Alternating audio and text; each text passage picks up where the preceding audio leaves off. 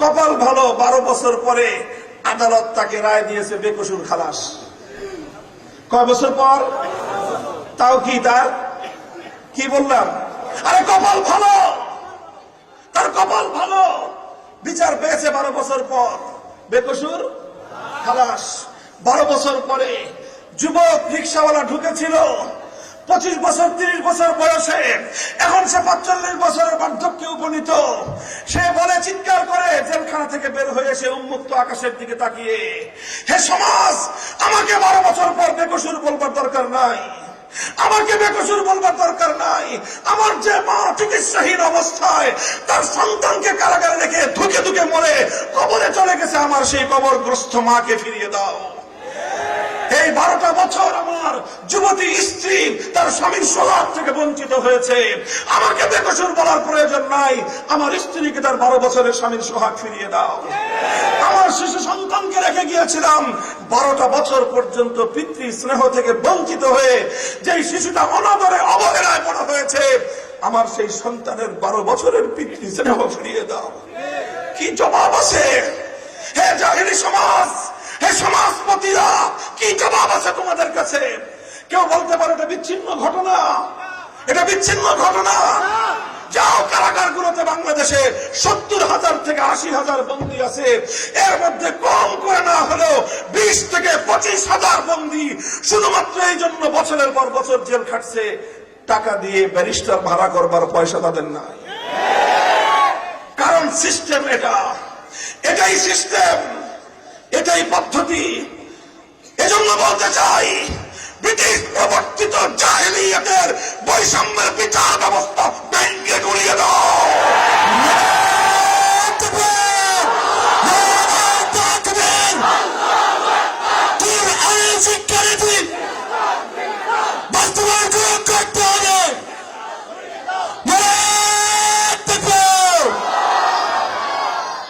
ইসলাম বিচার ব্যবস্থা দিয়েছে।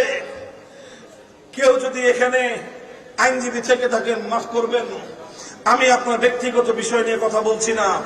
আজকের এই জাহেলি সমাজ ব্যবস্থায় অনেক আইনজীবীরা আছেন, মানবিক কাজ তারা করেন, আলহামদুলিল্লাহ।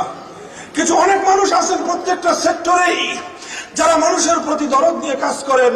সেই মানুষগুলো কাজ করে বলেই এখন আসমান মাথার উপর উঠে আছে, সে মানুষগুলো কাজ করে বলে এখনো পৃথিবীতে বাতাস প্রবাহিত হয়। আর যদি সেই মানুষগুলোর এই মানবিকতা না থাকতো, মানুষের প্রতি মানুষের এই মমতা যদি না থাকতো, কিয়ামত অনেক আগেই হয়ে যেত। আমি তাদের প্রতি শতভাগ শ্রদ্ধা প্রদর্শন করে বলতে চাই, আমার আর্গুমেন্ট, আমার ক্রিটিসিজম এই বর্তমান প্রচলিত বিচার ব্যবস্থা নিয়ে। আমরা বলতে চাই, এইভাবে প্রত্যেকটা মামলা লড়ার জন্য উকিল লাগবে, ইসলাম এই ধরনের কোন বিচার ব্যবস্থাকে সমর্থন করে না। কেন উকিল লাগবে? কেন মধ্যস্থতাকারী ভাড়া করা লাগবে?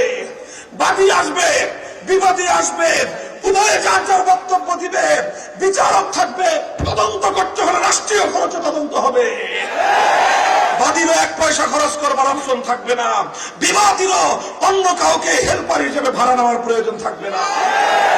বেশির চেয়ে বেশি আদালত, বেশির চেয়ে বেশি বিচারক কোন একজন আলেমকে ডাকতে পারেন, মুফতিকে ডাকতে পারেন, যে এই মাসআলার মধ্যে কোরআন সুন্নাহর আলোকে কি কি মাসআলা আছে, কি কি এর ভিতরে সূক্ষ্ম পার্থক্য আছে আমাকে বুঝিয়ে দেন।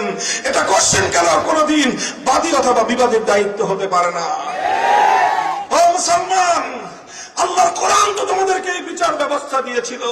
হে মেহনতি মানুষ, আল্লাহর কোরআন তো তোমাদের জন্য বৈষম্যহীন সমাজ গড়বার ব্যবস্থা দিয়েছিল। হে রিকশাওয়ালা, কৃষক, শ্রমিক, মজদুর, ওঠো, দাঁড়াও, আল্লাহর কোরআনের বৈষম্যহীন সমাজ ব্যবস্থা করবার জন্য মাথায় কাপড়ের কাপড় ফেলে রাজপথে নেমে পড়ো।